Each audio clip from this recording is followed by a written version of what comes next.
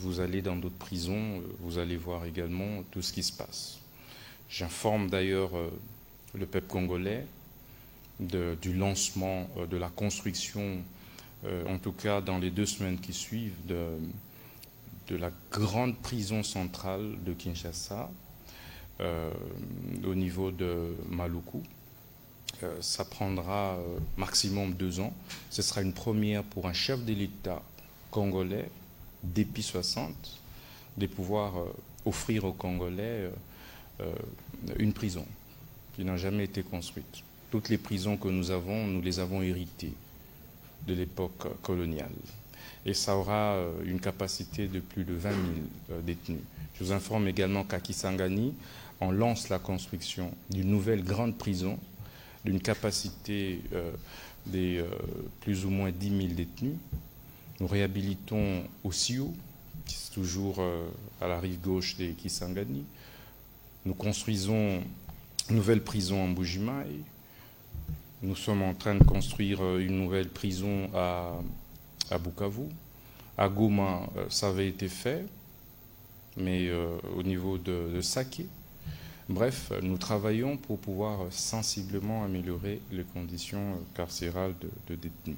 C'est des prisons de haute sécurité et je n'oublie pas la prison de Boulou à Likasi, sur laquelle nous travaillons déjà. Et donc nous avons opté pour l'approche PPP et ça avance plutôt bien. Et moratoire et tout est une avancée. La levée du moratoire. Mais écoutez, nous ne devrions pas tout mimer de l'Occident.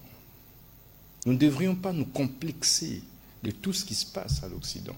Lorsque la France lève ou supprime la peine de mort, nous aussi nous voulons supprimer.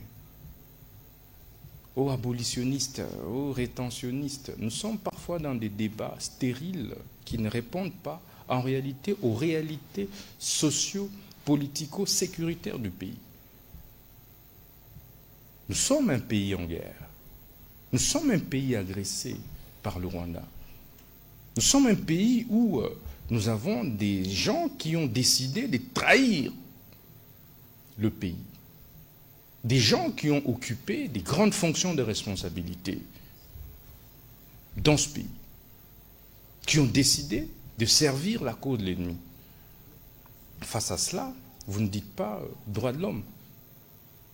On ne lève pas, on ne supprime pas, on n'abolit pas la peine de mort pour faire plaisir aux ONGD des droits de l'homme. Mais c'est plutôt pour répondre aux impératifs des sécurités du pays. Le rôle de l'État, c'est de pouvoir garantir le minimum de sécurité possible à ses citoyens. Mais c'est cela la théorie des Léviathans, de Thomas Hobbes.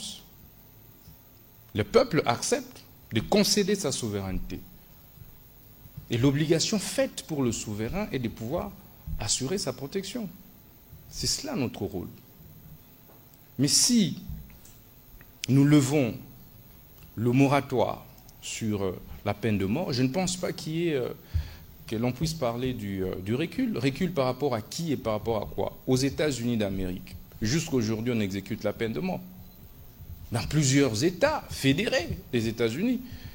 Est-ce pour autant qu'il n'y a pas de droit de l'homme aux États-Unis? C'est la première puissance mondiale. C'est la première puissance mondiale. C'est le premier pays de l'Occident. Mais pourquoi, quand il s'agit de la RDC, l'on doit chercher des problèmes? Pour rien. Nous devons nous assumer en tant que peuple, régler les problèmes de nos compatriotes, suivant nos réalités.